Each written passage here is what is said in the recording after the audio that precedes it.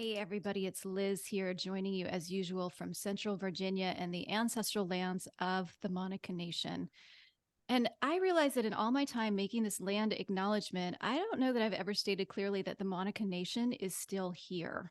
It is a federally recognized tribe with headquarters not too far from me in Virginia.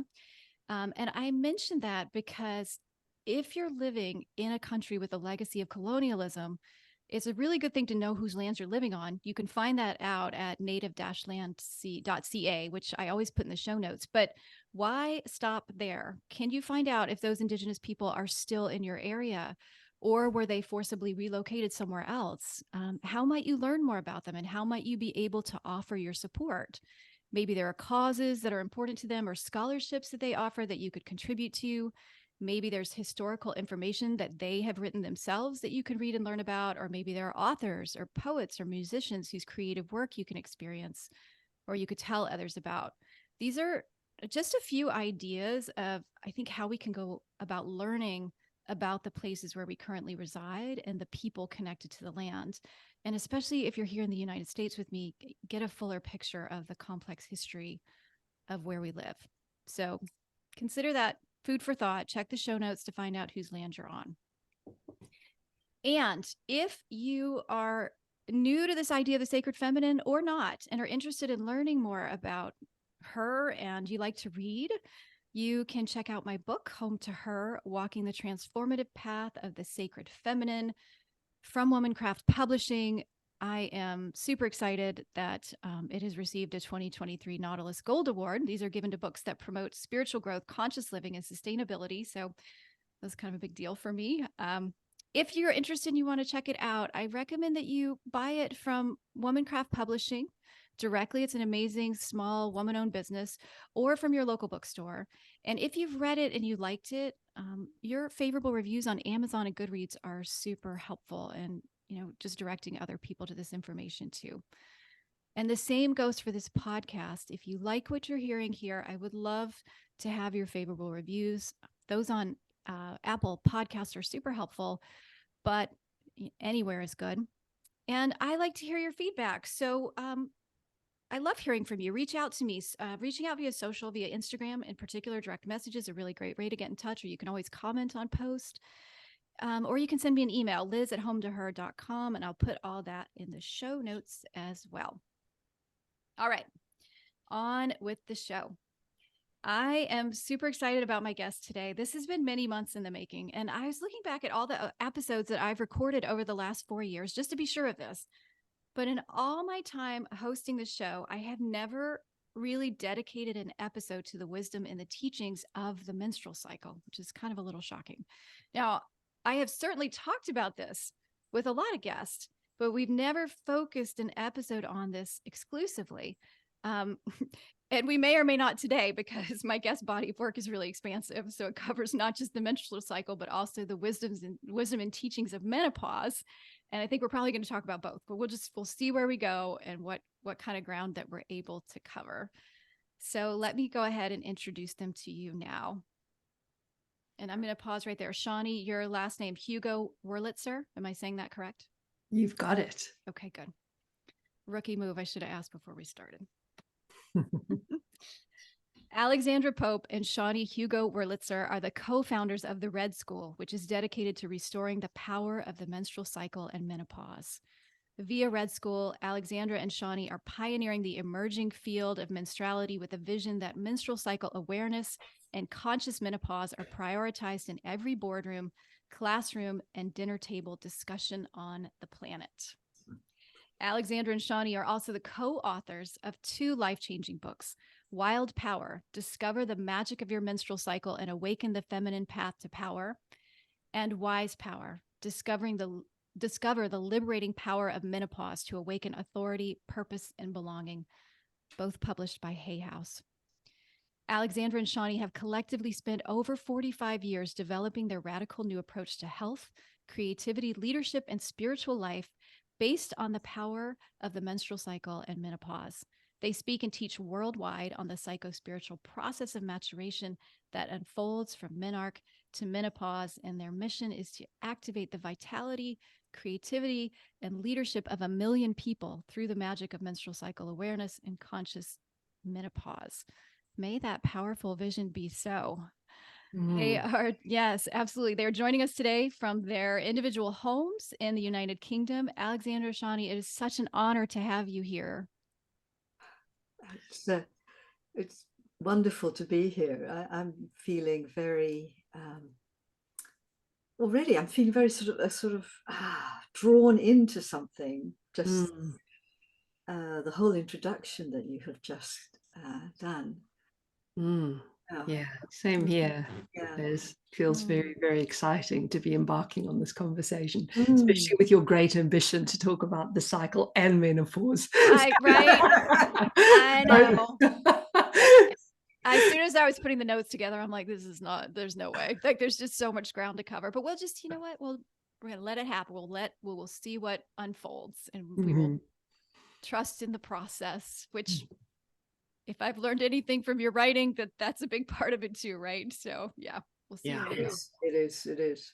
Yeah. Well, I'd love to start with my guest, usually just hearing a little bit from each of you on your spiritual background. As you know, this is a show that is dedicated to the sacred feminine.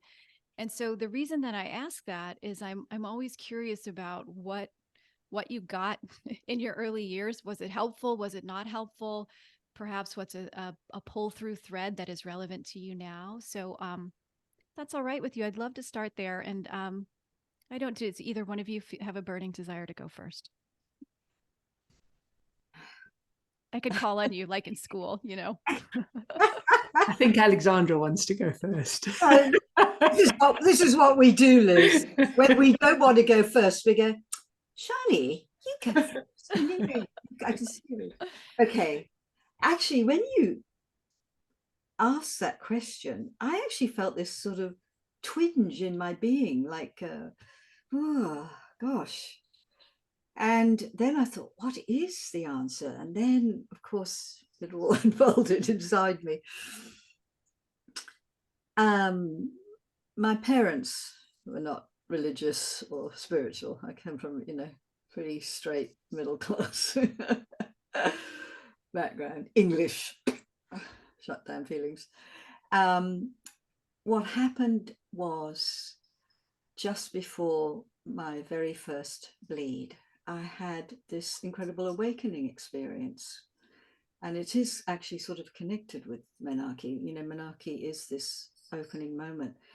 I was at boarding school, and it was a Sunday evening service.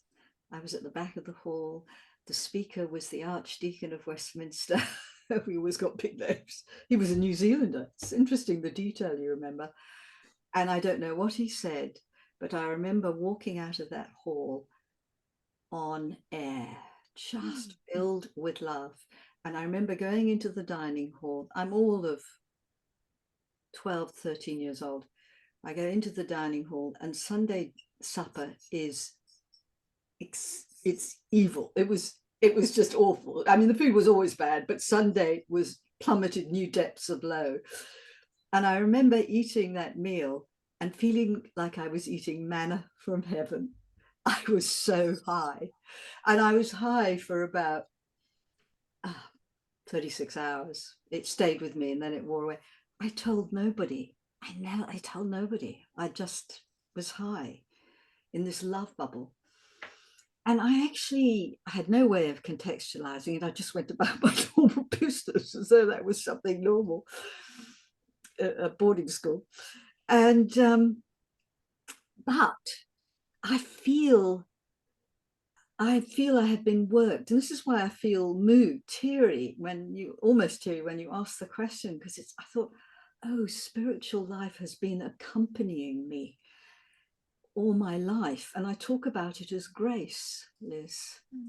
So I've always had, my life has had real challenges in it, like all of us, we all have stuff.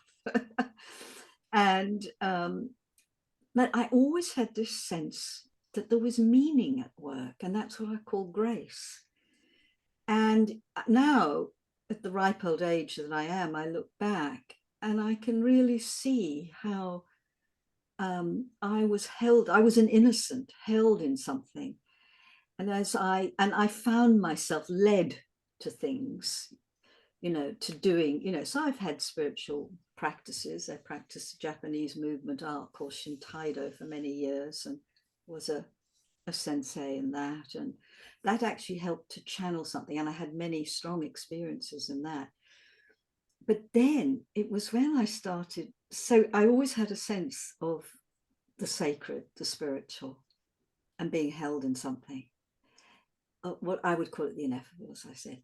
And then the whole menstrual work kicked off in my early 30s, and it began with outrageous menstrual pain. And I started taking time for myself. It's a long story, and I won't go into that one, but it was in taking space at menstruation. It was like the doors of perception flung open. So even as I was having pain, there was this, I discovered the awakening that happens at menstruation each month. And as my pain eased over the years, this power at menstruation became more and more extraordinary. It is like an awakening that's available to everyone who menstruates, if they are supported and if they have a degree of safety. This is so crucial, so they can deeply drop. I had to do it because I was not taking drugs every month and I had to organize my whole working life around it. So I could just drop and travel with the pain. But boy, this is the pain itself was an awakening. It led me to this work. So I now, and then having gone through menopause, and that again is another, that's the awakening of awakenings, only except it's a shitstorm you go through. Well, we'll call it betrayal. Now, today,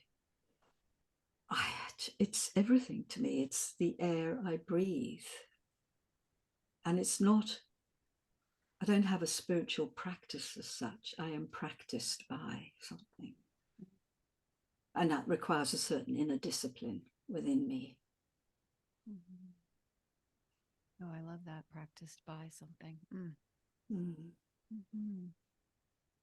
Oh, it's very moving listening to you, Alexandra, and particularly I'm loving how your story illuminates so much of what is behind our work, which is this deep knowing and understanding that menstruality, the menstrual cycle, and the kind of stages along that path of development are it's a spiritual path, and it's a spiritual practice in and of itself. And I love how your story pointed to that with, that awakening around your first bleed, and then the depth of connection and meaning that you felt at menstruation, and how pain led you to that, and then this kind of further gestalt that happened through menopause, where now you said it's the air I breathe. It's like you're living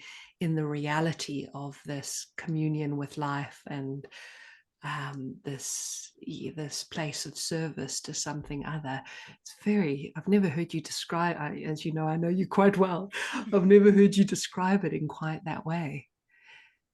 And my story is different but parallel. And hearing what you've said has kind of got me reflecting on it, because I grew up in a Christian, well, my household wasn't Christian. My mother was a very dedicated Christian. And so I got taken to Sunday school every Sunday. And that was always fun, when I was little. But there came a point, and it was around puberty for me. It was really around the whole kind of transition from the innocence of my childhood into an awareness of the world, I could say, of something other. The way that bubble is popped when you enter puberty, which is quite brutal. A lot of us fall into the exposure of that and the reaction of that. And it's very easy to feel overwhelmed by that kind of porous opening that happens. But what I remember for myself at that time was it was like something in my system went ka-chunk. It's like I landed in myself a little bit more around that age. And particularly, I remember feeling this deep longing for depth. Like I wanted to feel, I wanted to kind of look behind the veil. It wasn't enough for me, you know, what one saw on the surface. Like I really wanted to know through my being more of what life is. I remember that hunger, that appetite so much. And I found it in the church because that was where I was placed. And in fact, it was in the youth group. And what I loved about that was particularly the singing and dancing that happened, the praise and worship, because my body has always been my means to spiritual life. My body's always been my barometer and my way of feeling life and feeling meaning. And so it was through the singing and dancing that I felt the ecstasy, and I felt myself like opening to this force of love and this like, you know, what in church is called the Holy Spirit moving through me, and I felt myself taken over by something. And I loved that surrender. I loved that sense of just giving myself over. And you know, in my adult life, I've been very committed to movement medicine, which is a way of really connecting with my body to meet that kind of surrender and opening. And for me, the practice of menstrual cycle awareness is still the centerpiece to my spiritual life. It's still the bigger holding that even when I'm not going off and doing my meditation or doing my movement or whatever, the cycle is doing me, and I'm getting this ongoing kind of call back to myself. And I'm very grateful for that, because, you know, I try to step out of line often, but I'm constantly brought back in check by my cycle, the premenstruum in particular. Yeah, so thank you for that question. That was really juicy to answer. Well, and I just love that you both, and so this will kind of be a nice segue, I think, to my next question, but I love that you both rooted the spirituality in the body, or that's where that understanding has led you into the body. And so I'm curious then, so I also like to ask guests, just sometimes I phrase it a little differently depending on where we're coming from, but what does this, who or what might the sacred feminine be to you? And if that language doesn't mean anything to you, that's totally fine. Use different language perhaps, but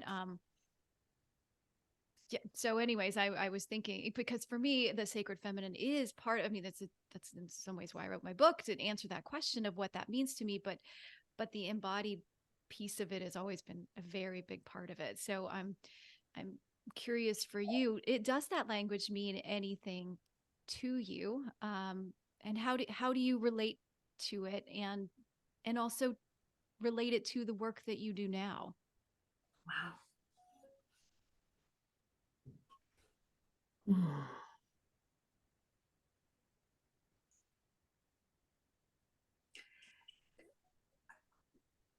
For me, there's a sort of exquisiteness about the sacred feminine.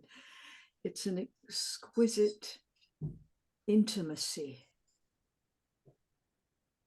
So when you speak of, you know, embodied, you know, embodiment, that's part of that. It's this, it's a deep intimacy with life. So I can't say what the sacred feminine is, but I know when she is around. I know when she's missing. And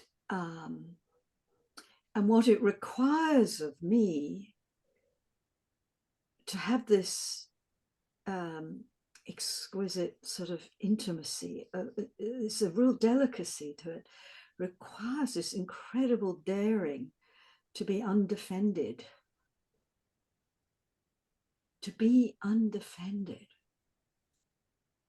And then in that, and of course that feeling, that then I have to feel everything, you know, the light and dark, and my own egoic forces that are fierce and like to defend and fight their corner.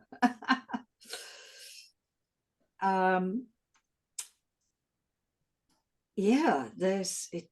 It's one of the boldest, bravest moves. This is my spiritual practice. It's the work of encountering life from this undefended place. And I regularly fail at my spiritual practice. I'm not terribly good at it sometimes.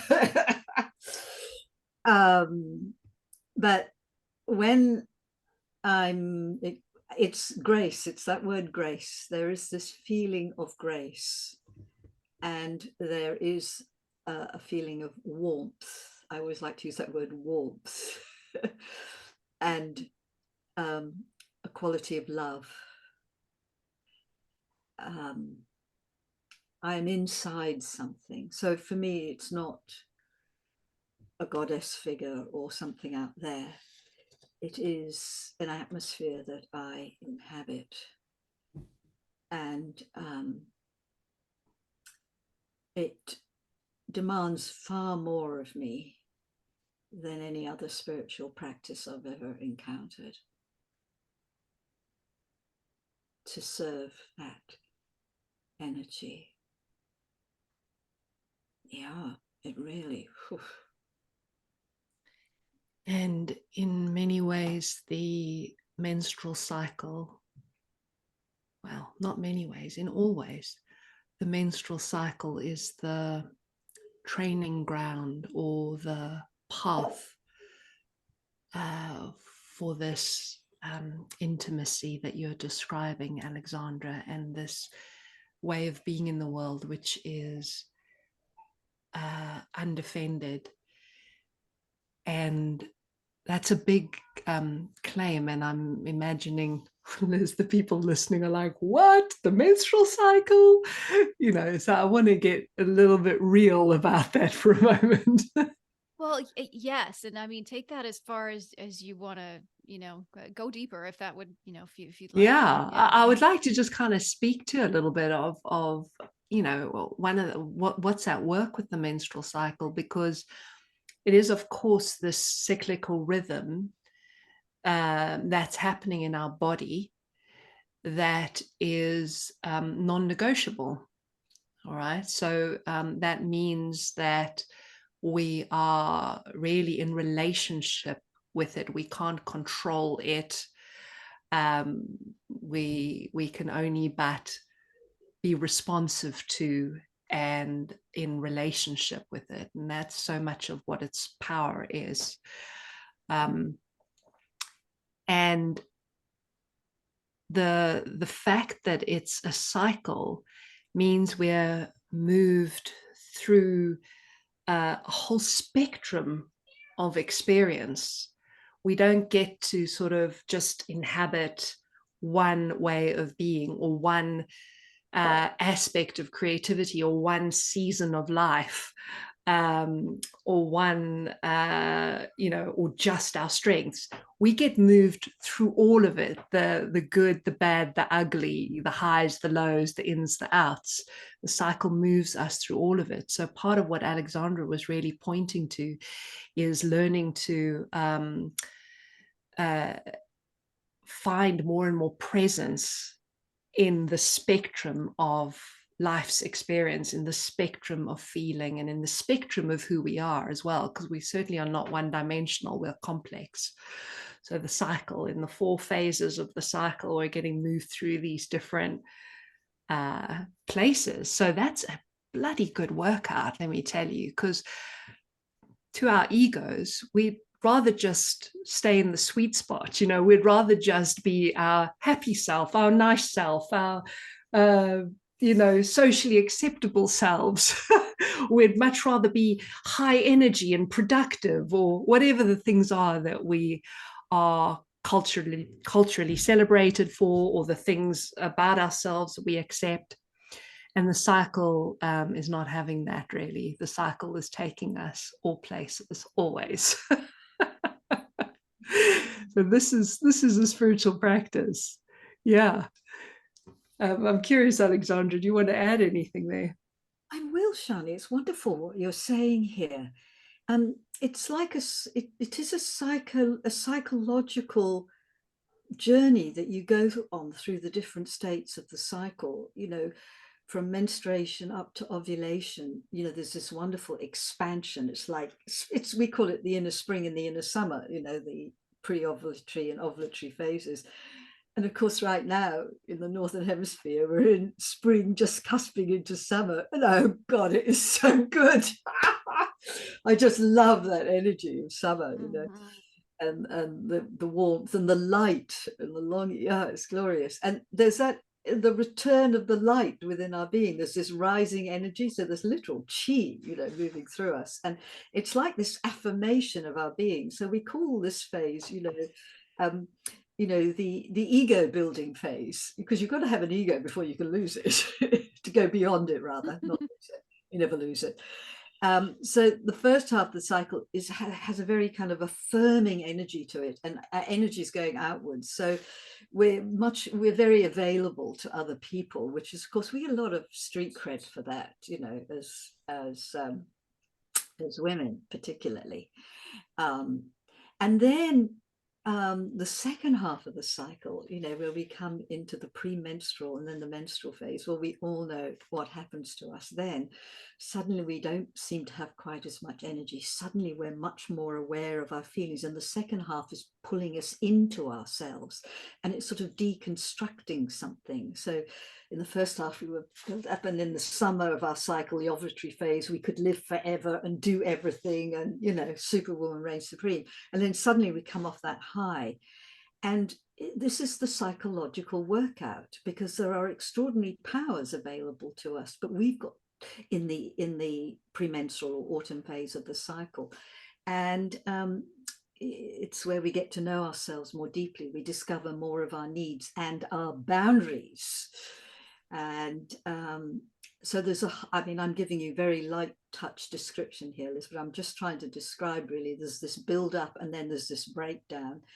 And it's that process of being worked by that month after month that sort of tenderizes us, I think, and it's also deepening us into ourselves month after month. So we're discovering ourselves more and more of our own nature, more of our needs, more of our boundaries, what's important to us, what's not important to us. This is all growing stronger and stronger. And the more we know ourselves, the more we can learn to accept and love ourselves. And that's so important, to be able to enter into this place of exposure, which happens just before menstruation, and then at menstruation there's this kind of spiritual awakening process. Oh my goodness, there's so much to talk here, and I'm not going to say any more than that, Liz, but just to say that sort of apparent breakdown of the second half of the cycle is really tenderizing us to be able to go into that place of undefendedness with more and more daring and bravery. And as we do that, then we hit the sweet spot of the spiritual forces that can awaken. Yes, there's so much there. And I'm wanting to weave in this thing that was popping up too as you were talking, which is this in studying this concept of the sacred feminine. And I like my books. I'm kind of a history geek. I get into that. And there's this concept of eminence associated with the sacred feminine. Eminence, as opposed to transcendence, like God is way up here above us, like eminence is divine feminine, is goddess is present in all living things, in everything, in every blade of grass, in everything, including us and our bodies. And so what you're talking about to me is a lived spiritual experience. And I was thinking about how some of the things that I've read have talked about, at least we think in theory, that perhaps our long ago ancestors wouldn't have needed to personify a god or a goddess. They wouldn't have needed perhaps to even have the language of like the sacred or the spiritual, because it was all sacred. And that knowing in the body, you know, when life is organized around it. I don't know. There are ways in which I learn things. I read things in books, and then they just land a little bit deeper and a little bit deeper and a little bit deeper in my body. I keep coming back to them, and I'm like, oh, I get it now. And so what you're saying to me, I hope I'm connecting the dots here, but what I'm hearing you saying is like, this cyclical awareness is the spiritual practice itself. And that I suspect that our ancestors at some point knew this quite intimately, in ways like they'd have no need for all these books that are crowding my shelves because they just feel it. Yeah. Absolutely. Yeah. Yeah. Beautifully put. Beautifully. Mm-hmm. Yeah. You got it. Yeah.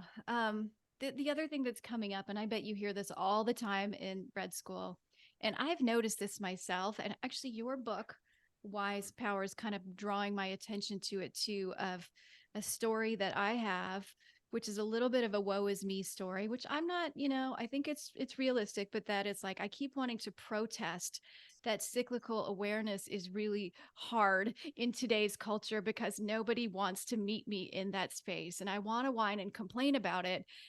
And I want to hear what you have to say about that. Because I have to imagine you hear that a lot. I mean, I hear what you're saying, and I want to rest more. I want to rest more around that time. And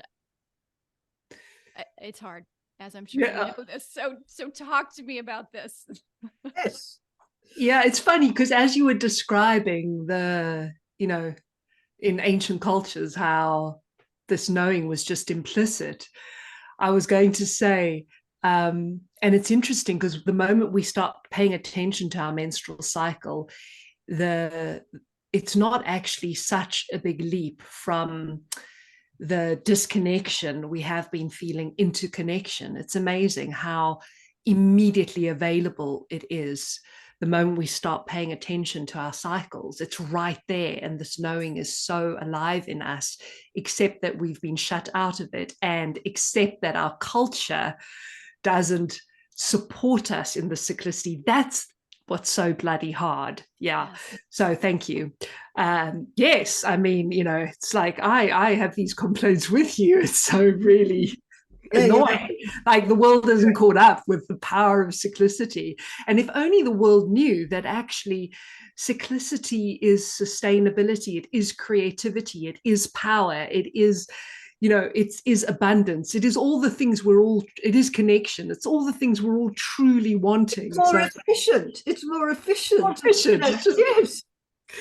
So anyway, the world's catching up with us, and it will get there, because we are very much of the thinking and the knowing that through each of us holding to our cycle as best we can within the circumstances of our lives, it's actually creating a different kind of energetic on the planet, I want to say. It's a subtle way of raging a revolution, really. It's when I say subtle, I don't mean less powerful. I mean not obvious to the naked eye. No one's seeing it coming. But it really does make a difference, because I've seen it, for example, in my family, and in other people's communities, that when someone is tracking their cycle, even if they aren't able to fully honor their needs and tendencies, just the little bit they do, just the awareness they have, just the care they're taking with themselves, starts to organize those around them and kind of brings people into sync with them. So, you know, my family are living my menstrual cycle, whether they like it or not, because I set the tone, you know, I set the rhythm in my family. So I just wanted to bring in that piece. And Alexandra, you are so practical about this stuff as well. Perhaps you can come in with just some of our little miracle fixes for this. Well, it's sort of, yeah, I mean, I'm having lots of thoughts around this, because Oh gosh, yes, yes, yes. I mean, the first thought I had when you brought it up, around the sort of impossibility of it was, how does any new idea, take shape in the world, but one person sticks their hand up and goes, I think, Yes. what about? And then after that, it's a numbers game. I just call it a numbers game. Soon there were two of us going, actually, and then there were 3 and 4. And actually, because, I have been with this work for, 40 odd years now. And I've got colleagues, particularly in Australia, who have been, chipping away at this as well. And, it was really the dark ages then, really, really the dark ages. I mean, it was excruciating trying to talk about it, but we just plodded away. And actually, there was an openness in Australia. Top marks to Australia. It wouldn't have happened in the UK if I'd been there. So I landed in the right soil to start. You're seeding something. It's like a meme you plant. And now it's about 5 years ago, isn't it, Sjanie, or 6 years ago? Because I never let it go. The thing is, you've got to take the long view, and I just held to it because it was a non-negotiable for me. One, because it was so radical in my own life, but I kept thinking, this is bonkers. Menstruation, all these people that menstruate could be having these mind-blowing experiences every month. They could be feeling so loved up. I mean, this is a drug, I mean, we're all trying to get high, and we've got this natural high trying to happen every month. It's so crazy making to me that we can't access this. So I was driven by that in my sheer pig-headedness, because if someone says, oh, no, you can't. No, watch this. It's a red rag to a bull for me. So hanging in there. And then about 5-6 years ago, something flipped. It's a tipping point. You get to a tipping point of enough people, and then suddenly menstruation is everywhere. It can't keep out of the press these days. I mean, menopause has gone bonkers, certainly in the UK. Yeah, I mean, it's the topic du jour now. In Parliament, in, office days, they're all talking about, I mean, it's radical. It's almost overtaken menstruation, actually. So it goes back to the numbers game for me. And each person who, goes, maybe I will just try secretly charting my cycle. You don't have to tell anybody. You see, this is Sjanie said, this subtle revolution. You just start doing it just quietly within yourself. Inevitably, you're going to tell your best mate, and your best mate might be interested, or they might go yuck. But the moment you talk about it, you've disturbed the field, and something happens because your friend can't unthink it. Or you bring it up in the workplace. You just say menstruation in the workplace, and something weird happens, but the word has been let loose. And then at work you might just go and I went, oh, I'm menstruating today, I just want to be chilled and slow, and people are going, oh, this is too much information. But then there'll be one other person who's curious, and then a conversation happens, and the other people can't unhear what they heard, and something starts to shift. And we've heard about this. We've heard so many. I mean, I can't pull them out of the hat now, but honestly, we get so many great stories about how it's organized people's lives and infiltrating the workplace, and the kinds of things that people are doing. And people are looking at workplace policies for menstruation now. So it's these tiny, what we call 1% moves. Yeah, and I really want to speak to your question, which I was hearing as a personal one, Liz, which, if I understood, you were asking, how can you live cyclically in a sort of culture that doesn't honor it? I mean, I'm trying not to make it about me, but who are we? Well, no, of course, Liz, it's a question for me. Because that's the question everyone has, actually, Yeah. which is a really important one. And the answer might sound slightly unsatisfying, but trust us, this works. Rather than trying to go the whole hog with cycle awareness, in other words, 100% getting your needs met in each season of the cycle, and our needs are different. So taking the example of menstruation or inner winter, there is a deep need for rest and solace and sanctuary and soothing and time out of stimulation. That's a very real kind of demand from our bodies. And in an ideal world, we want to kind of just drop whatever we're doing and have the world run to our side and say, you know, how can I serve you? As we kind of skip off into our let's red tent or whatever the case might be, or our bedrooms even would be fine, and have our meals provided and so on. So that is the ideal. And that really is not possible for most of us most of the time. So what we recommend at Red School is finding the 1% of what it is you are needing at that time and giving yourself that. And it's such a powerful, it's a small but powerful move, because when you take that microdose of time out or rest, let's say you've got a full schedule, you're working all day, but you're bleeding. If you just create a little pocket of time where you get to step out, close the door, switch off, really drop, what's happening is you're feeling honored and you are honoring your cycle. You're really giving that to yourself. And that goes such a long way in terms of what it generates for your well-being and creativity and spiritual life. And it's a kind of gradual process of reclamation. You know, month after month, you do 1% more, you take 1% more, because we also find it hard to take. We also find it hard to receive. So these little micro moves of like, sorry, I can't take that on right now. Or, you know, if you've got children, sorry, you've got to make your own dinner tonight or what have you. Those micro moves of creating boundaries and giving to yourself build a sort of worthiness, I want to say, and a right and a capacity to advocate for yourself. It's like you're building this muscle, and you do that month after month after month, and the 1% becomes 2%, becomes 5%, and before you know it, you know, you've arranged childcare, and you've got a friend dropping off dinner, and somebody else is picking up the kids, and you've had a conversation with your boss about taking half a day when you're bleeding and making it up at another point in your cycle. You know, these are the kinds of things that happen when we take these 1%. So that's really what I would offer to you is, you know, what's your next 1% and how can you claim that for yourself? Because it starts to create this rhythm in your being that then deepens over time. Yeah. Yes.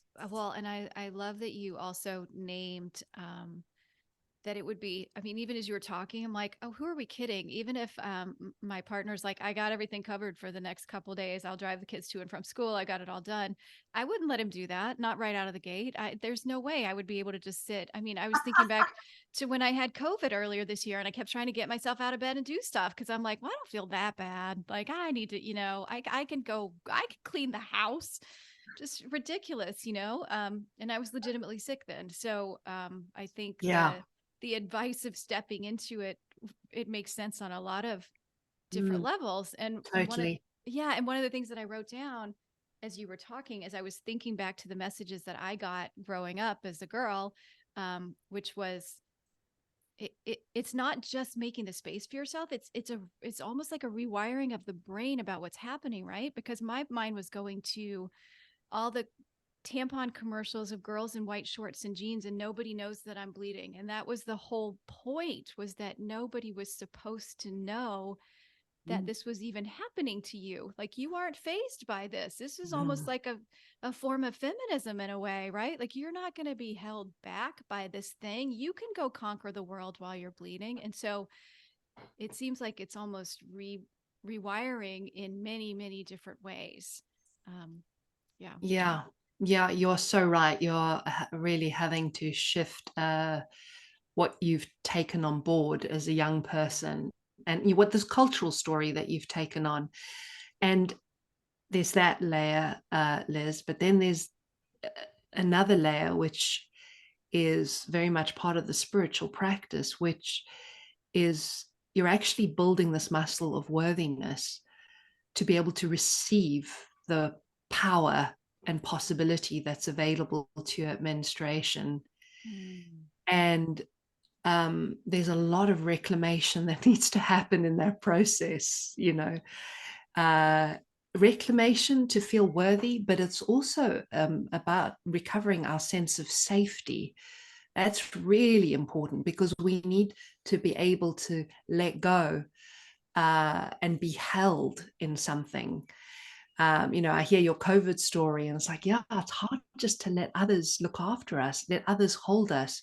And here with menstruation, we're talking about really letting life hold us, really giving ourselves over to something greater, which requires a huge amount of trust. And that's not something our ego is going to let us jump into feet first. We need to really build that trust, build that safety, build that feeling of worthiness. So the incremental it really does that for us. Just the and the whole the tracking of the whole cycle really does that for us. It's the pacing of each and every day and how our energy is changing that builds, you know, we talk about it building the vessel to be able to receive the inoculation of love that happens at menstruation. So yeah, it's big and it's deep work, and it's also incremental work. It has to be that way. Yeah. Mm-hmm. Yeah. How do you think about pain? So many people associate this experience with pain. Yeah. How do you relate to that and understand that as part of this process? Well, there's a number of sort of levels to it. And of course, pain was the great doorway. The pain kicked down the doorway to all that we teach, you know, the pain I had. At its sort of foundational level, the menstrual cycle is the stress sensitive system in us.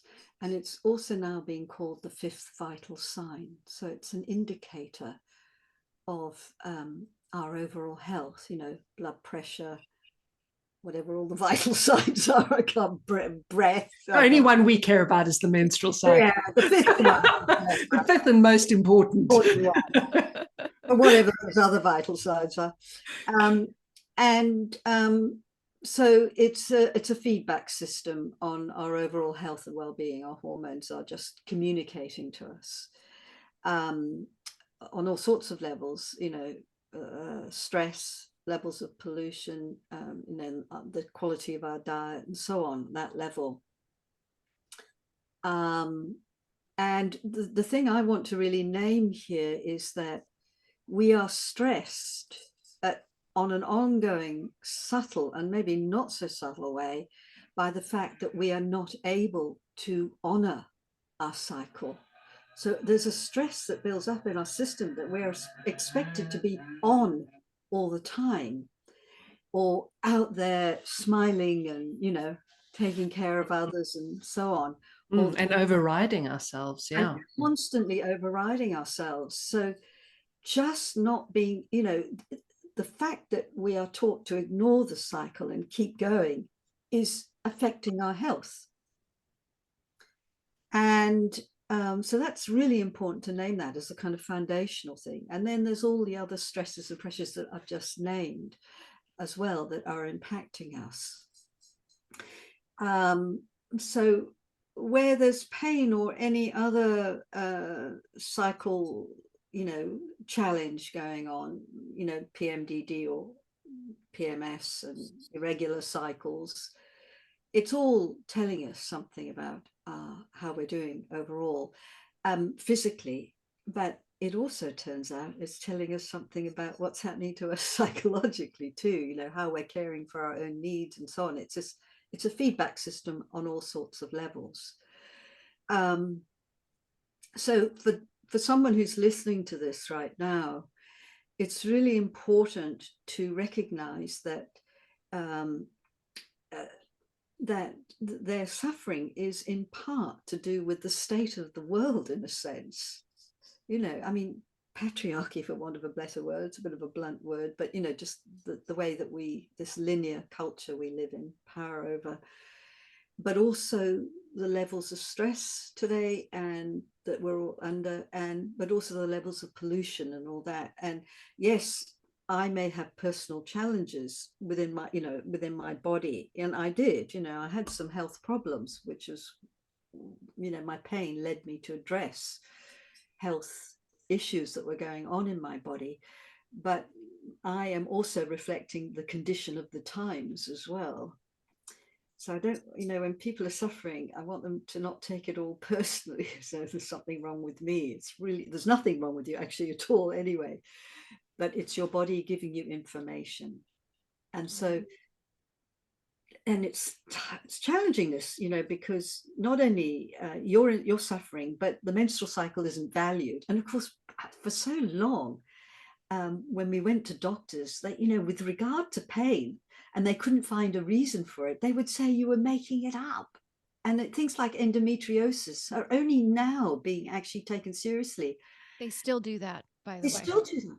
It's just insane. You Yeah. know, you are crippled by pain every month, and you're told it's all in, you know, it's iatrogenic, or what this is, all in the mind, or the, you know, yeah. I mean, that is so profoundly distressing. So I, of course, had this outrageous pain that erupted just before my 31st birthday, and I hadn't had pain in my 20s. And it was so interesting. I don't know, you see, this thought just came into my head that went, my body is talking to me and I'm going to listen. And that was, that organized me, that thought. So, I mean, I went to doctors and so on, and of course I wouldn't have surgery and I just wasn't going to take drugs. So I had to go. Then I pursued all sorts of natural therapies, and that's another story.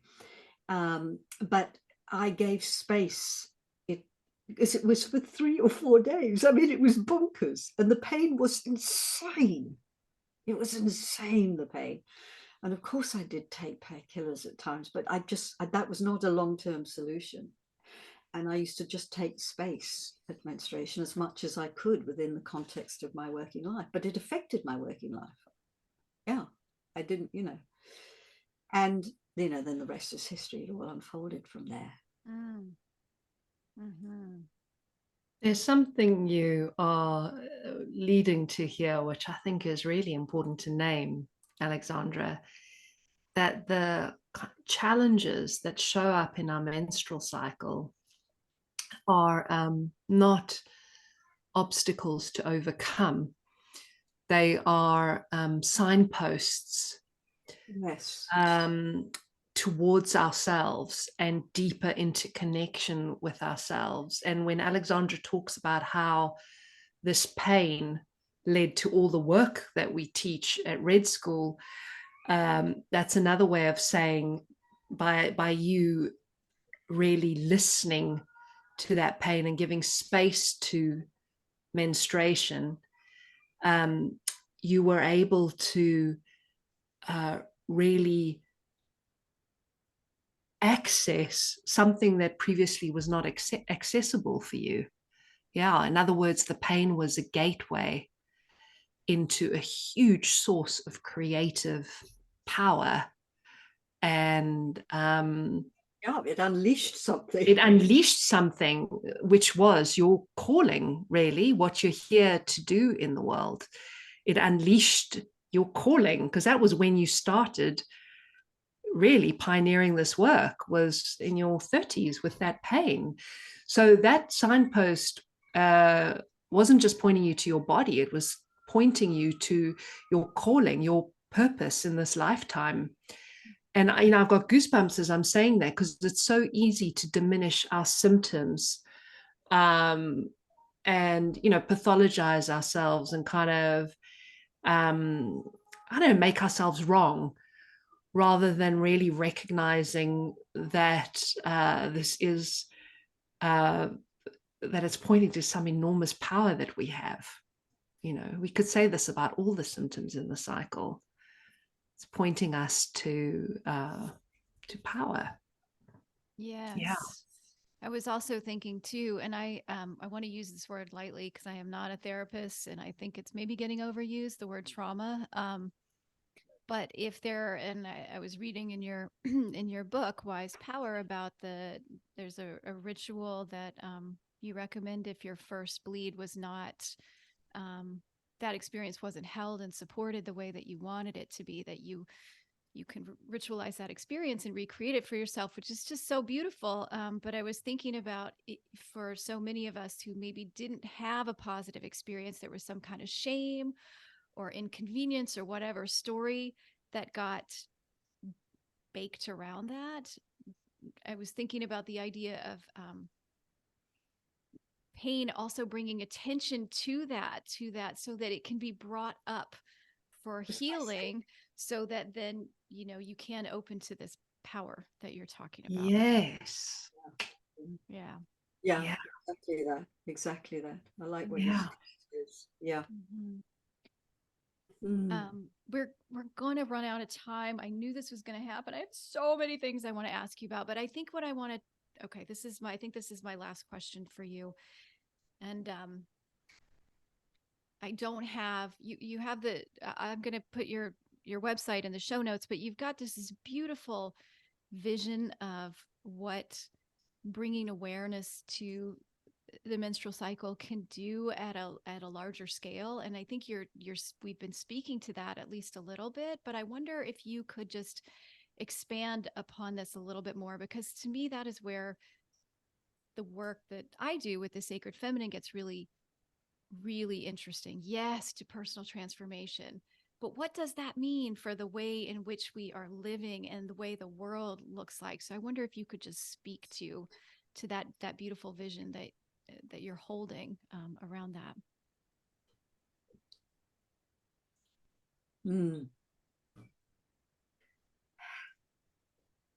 That's why we do this work, because we want to bring something, a new kind of orientation. How we're living is unsustainable. It's completely unsustainable.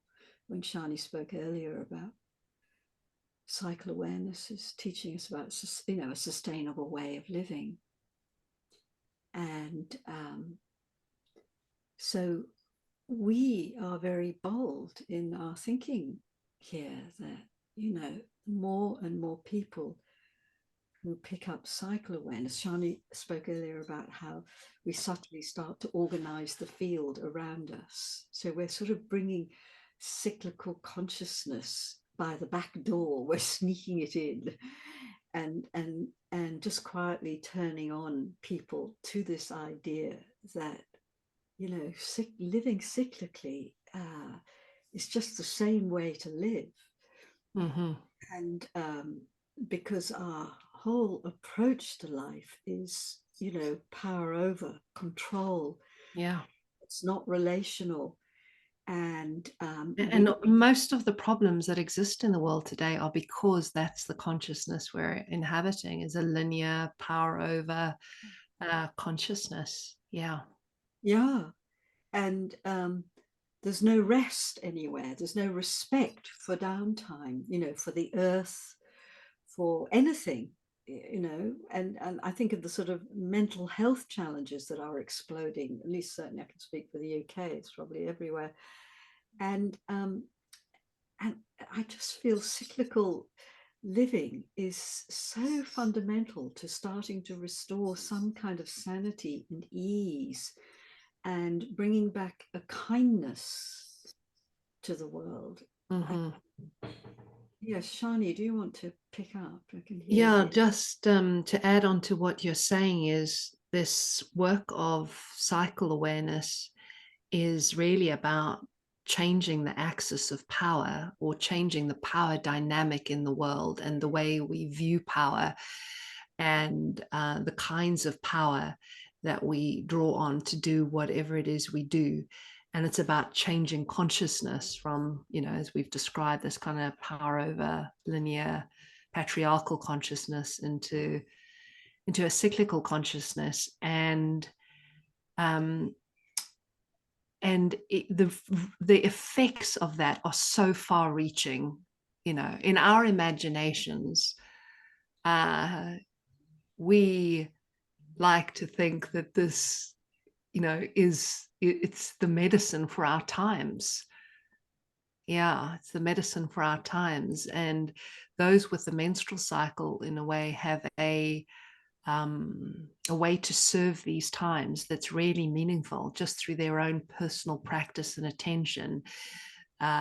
Each person, this is what, Liz, this is what really excites me, because often when I think about world change, I feel like it's something massive that's outside of me, that's impossible. Whereas each one of us has the power to begin to shift the axis of the world through our attention to our own cycle. Like little old me, my MCA practice, I'm expanding into a new consciousness, and that is affecting the world around me. And I find that so exciting and empowering. We can all do that while we keep our day jobs. It's not like we've got to give up our day jobs or our families or go and hide on a hill somewhere. Just as we're living, we're learning to really weave this into our everyday life, into our householder life. And that's a beautiful way to create a revolution, I think. Well, and yes, and it's like this could be very meta, because you're talking about, I mean, patriarchal systems are the ones that tell us that change has to come from the top down, and that exactly. someone outside of ourselves has the answer. Or if this group of politicians just bands together and pays attention to me, then they'll make laws that are going to change stuff, that are going to make my life better. And so, yeah, there's a whole, I don't know, I'm just seeing like a spiraling, Totally. It's a whole thing, right? It's power to the people. Yes, totally. Oh my gosh, this has been such a joy. I want to keep you here with me for hours, and I'm not going to do that. That would be rude, and you have things to do. And we didn't even get to talk about menopause, and your writing is just so there's just a lot of deep, profound things you're sharing there. So I hope that perhaps maybe you'll think about coming back and we can dive into that topic as well, because there's so much to explore. But I want to thank you both, Alexandra and Sjanie, for being here with me. This has been such a blessed conversation. My heart feels very full. Thank you so much, Liz. It's been a real pleasure, truly. I really want to second what Sjanie has said, and it has felt really special. I felt really felt inside something with you. Thank you so much. Yes. I hope you listeners felt that as well. I really do. And as always, I'm so glad that you all are listening. And I probably said this too much now at the end of these episodes that I would have these conversations with or without you, because they fill my cup. But the fact that you're here listening makes it easier to get people to talk to me. And, no, it's nice to share these conversations with you. So thanks for being along for the ride. And if you like the show, as always, you can give it a favorable review. You can share it with your friend. You can subscribe. You can do all those things. And until next time, take very good care of yourself. And I will talk to you again soon.